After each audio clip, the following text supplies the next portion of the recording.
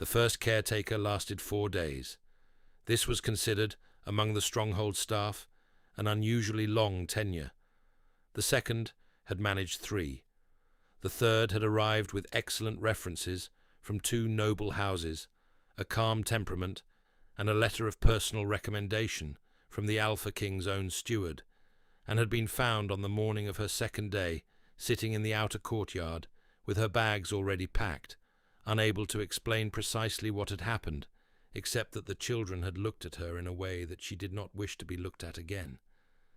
Aelys had heard all of this before she arrived. She had been told by the agency's placement officer, in the carefully neutral tone of someone describing a situation they did not entirely believe. The Alpha King of the Thornwall, King Dagon of the Thornwall line, had 3 young pups, ages 4, 6, and 8. Their mother, the lunar Lady Cressia, had departed the stronghold 11 weeks ago without formal announcement, under circumstances the placement officer described only as a matter of court record. The pups had since rejected every caretaker sent to them. They were not violent. They did not shout or throw things. They simply looked, and the caretakers left.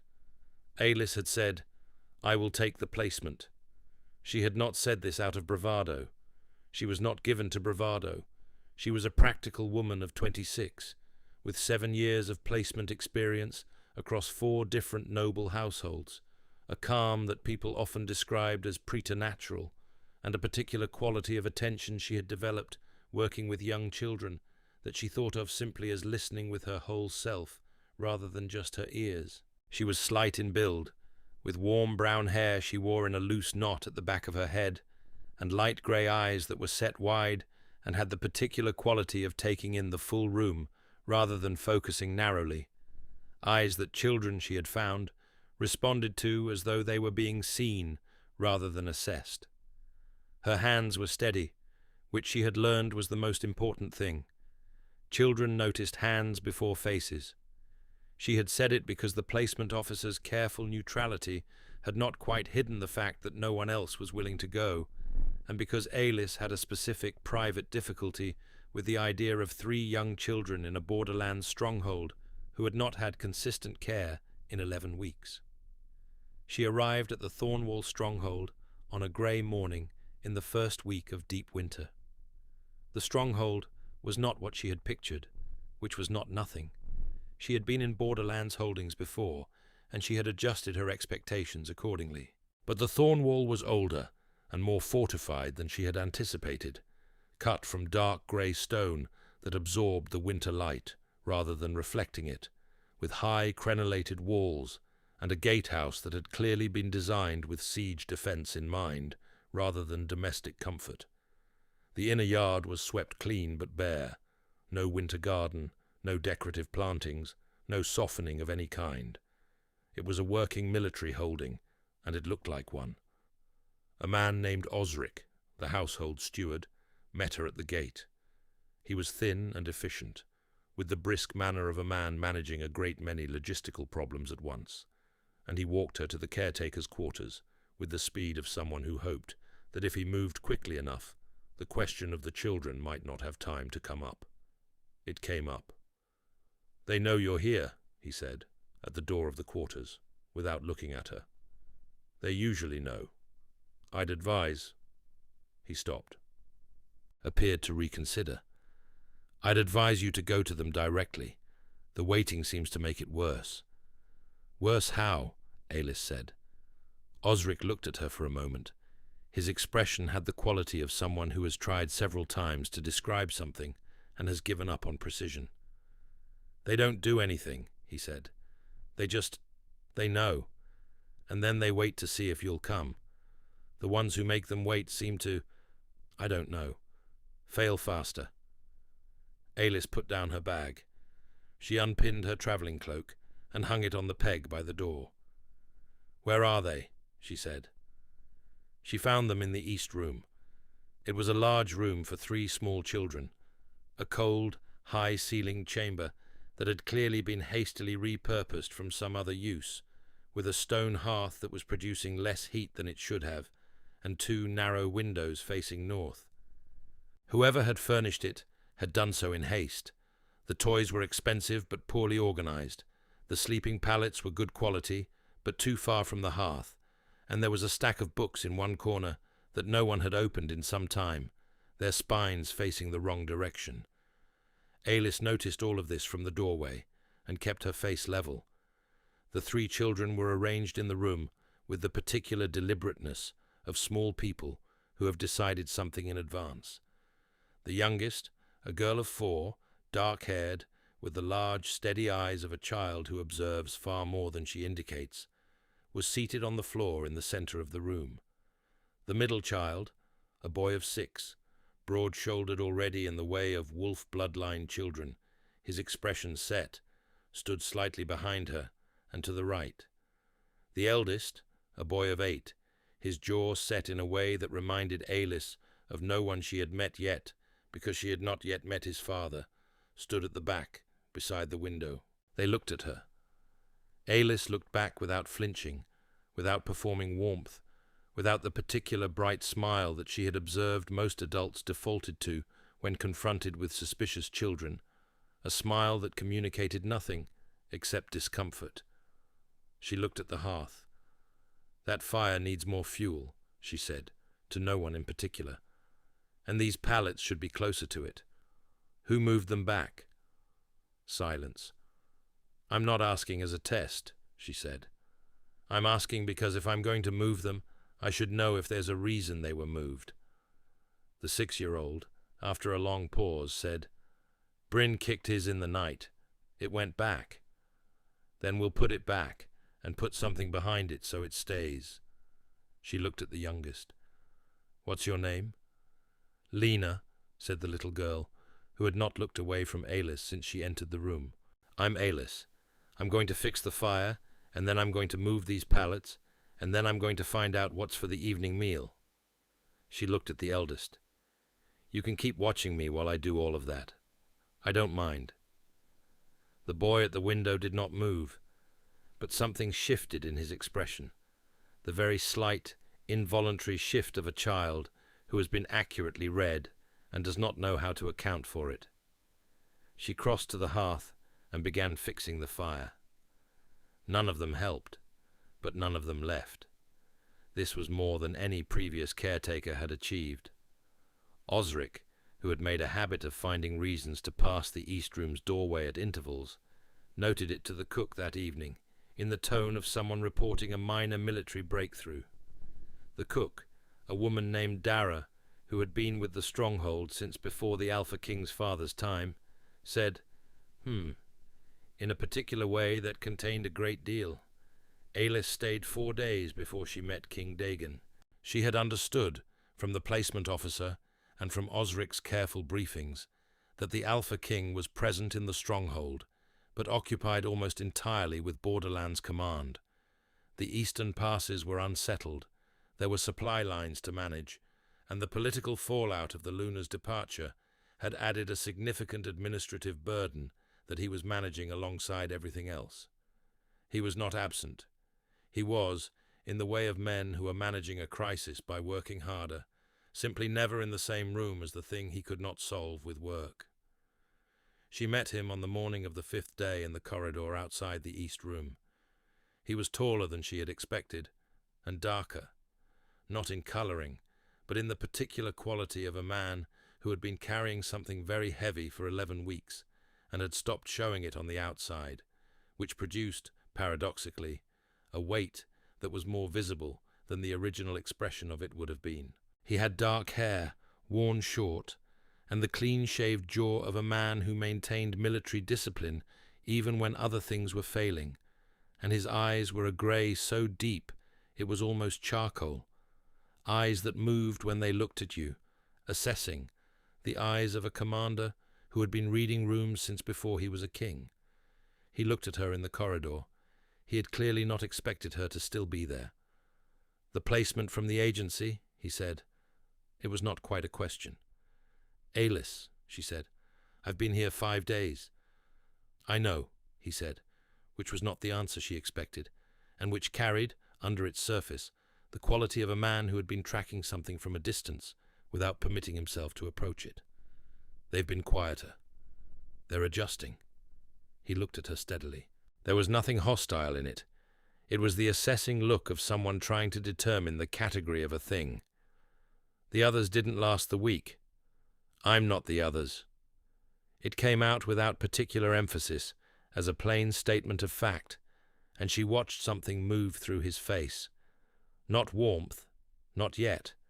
Something more preliminary than warmth, the specific expression of a man encountering something for the first time that he cannot immediately categorize. They have a lesson period in the mornings, he said, which was not a continuation of anything, except his own apparent need to contribute something to the exchange. Sums and letters. They've been refusing. Lena is 4, Aelys said. She's too young for formal lesson structure. The boys can do morning sums if we make them into something else first. I'll need some materials. A pause. Then, tell Osric. He moved past her down the corridor without looking back, but she noticed, with the same precision she applied to everything, that his pace slowed, just slightly, as he passed the east room door. Not enough that anyone else would have marked it. She marked it. She went to tell Osric about the materials. The wolf was the thing she had not been briefed on. Not the Pups wolves. Young wolf-bloodline children carried their wolves internally until adolescence, which Aelys knew, and which accounted for the particular intensity of how they looked at people and what they communicated without words. She had worked with wolf-bloodline children before. She understood the looking. The Alpha King's wolf was different. It was present. She could feel it in the same way you felt a pressure system changing before rain, a particular quality in the air around Dagon that indicated something large and partially withdrawn. She had noticed it on the first morning, when she passed him in the yard, and the air beside him had the quality of something sleeping with one eye open. She asked Dara about it, because Dara had been there long enough to know, and had the manner of a woman who answered direct questions directly.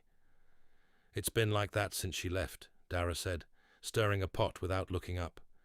Partly there, partly not, like it can't decide. Since Lady Cressia left? Before she left, honestly. The wolf, Dara paused, chose words. It didn't settle right, even at the bonding. Osric says he never saw the recognition, the proper one. The king went ahead anyway because the alliance needed it, and the wolf, well, a wolf can be overruled. Once. It doesn't like it. She set down the stirring spoon. The Thornwall line records go back 400 years. Every Alpha King in them had a recognized mate bond. Every one. This is the first time the record shows a wolf that accepted a bonding without recognition. 412 years, and this is the first time. Aelys absorbed this in silence. Does he know you can feel it? Dara said, glancing up. I don't know. Probably. He doesn't come to the east room, Dara said. Hasn't, in 11 weeks. Whatever he thinks is in there, whatever he thinks he'll see, he doesn't come. Aelys looked at the pot Dara was stirring. I'll need the evening meal brought earlier, she said. The youngest can't manage the wait. I know, Dara said. I've been bringing it early anyway. Nobody tells me what to do with my own kitchen.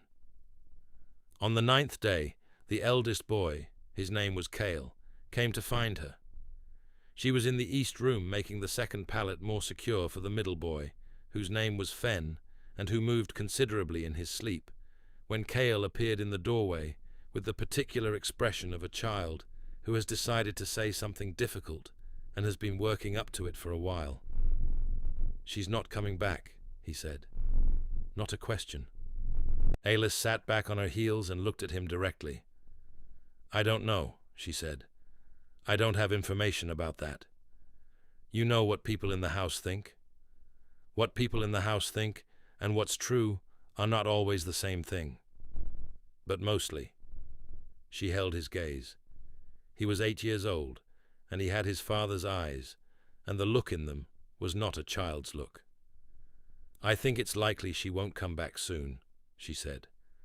I think no one has told you that directly, and it is a true thing, and you deserve to hear it, even though it's hard." Cale was quiet for a long moment. Then, "The others didn't like us looking at them." "I know. We weren't—" He stopped, started again. "We weren't trying to be frightening. We were just looking to see if they'd stay." "I know that too," Aelys said. "You can look at me as much as you want. I don't go when people look at me." Something broke open in Cale's face, briefly, the way things broke open in the faces of children who had been holding themselves together for longer than children should have to. He did not cry. He was 8, and he had his father's jaw. But he came across the room and sat down on the pallet beside her, and she let him, and they sat in the quiet of the east room while Fen slept, and Lena made small arrangements of pebbles on the floor across from them, and it was not nothing. It was, in fact, quite a lot. King Dagon came to the east room on the 14th day. He stood in the doorway, the way he had stood in every doorway Aelys had observed him in, fully, without the partial withdrawal that men who are uncertain of their welcome sometimes perform, and looked at his children. All 3 were present. Lena was asleep with her head on Aelys's lap. Cale was working through the morning sums Aelys had restructured as a measurement problem involving the stronghold's wall dimensions, which he was finding, against his better judgment, genuinely interesting. Fen was drawing a wolf on a piece of parchment with a charcoal stick, with the focused ferocity of a 6-year-old who has decided to represent something important. Dagon looked at the scene for a long moment. His wolf, the half-present thing, the sleeping with one eye open pressure in the air beside him, stirred. Aelys felt it without looking up. It was a different quality of stirring than she had felt in the corridor or the yard. Less like something deciding whether to wake, more like something that had woken some time ago and had been waiting to be noticed.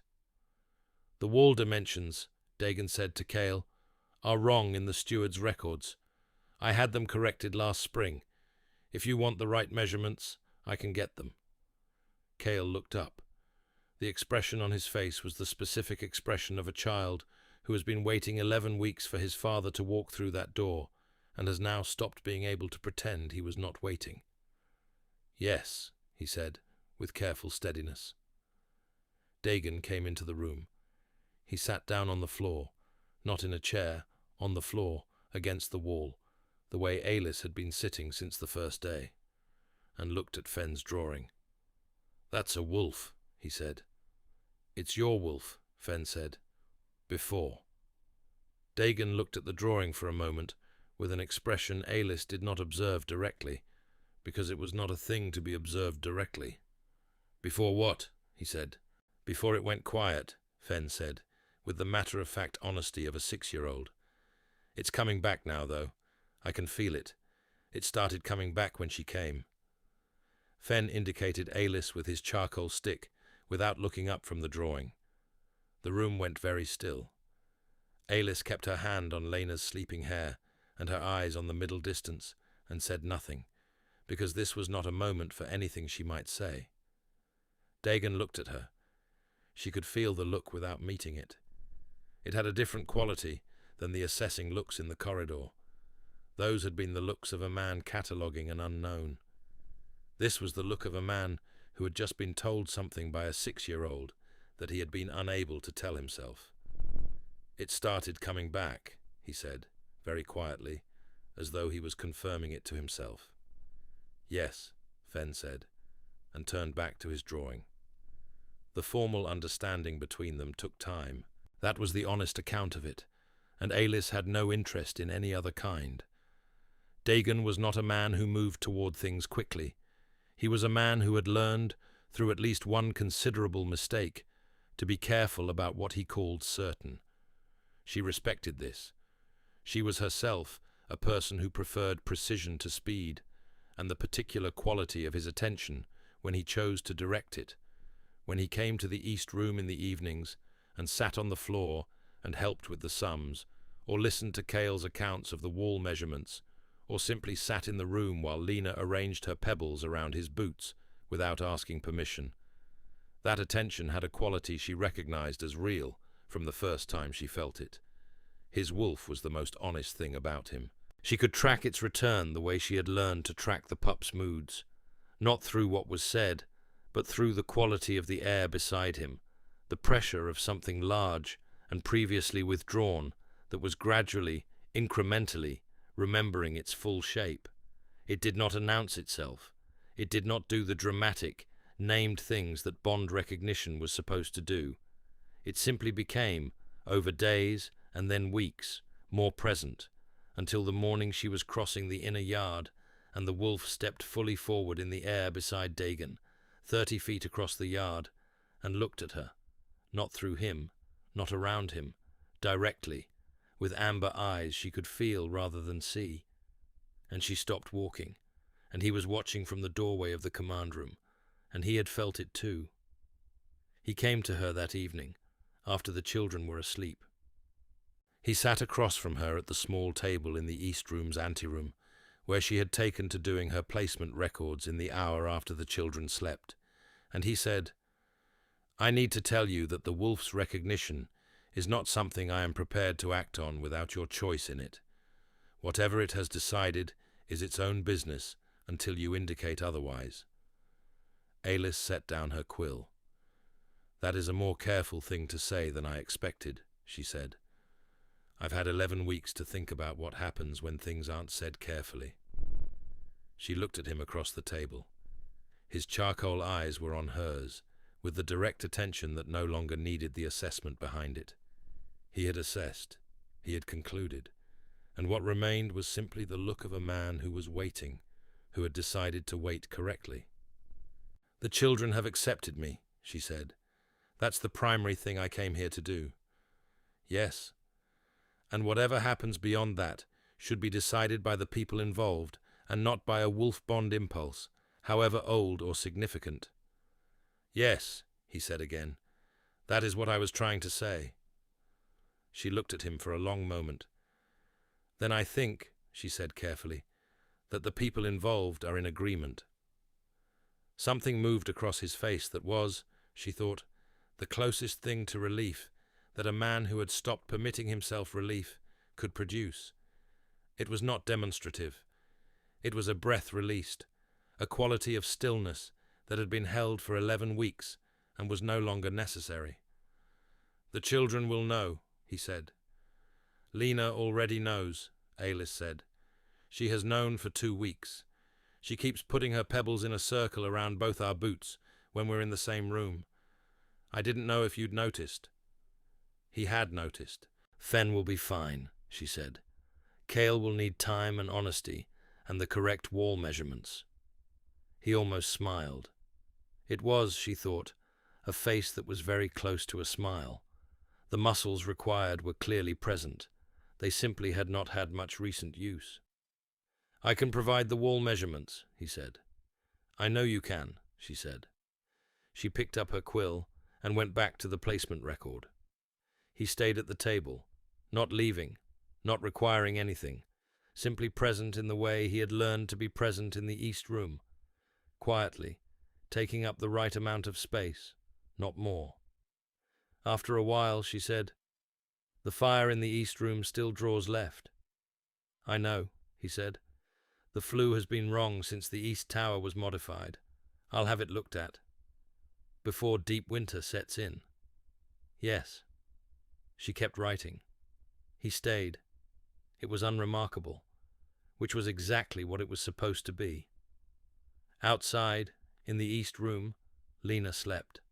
And around her small sleeping form, arranged in a careful circle on the cold stone floor, were all her pebbles, placed while no one was watching, in the precise and certain way of someone who had decided how things were going to be and had made the arrangement already.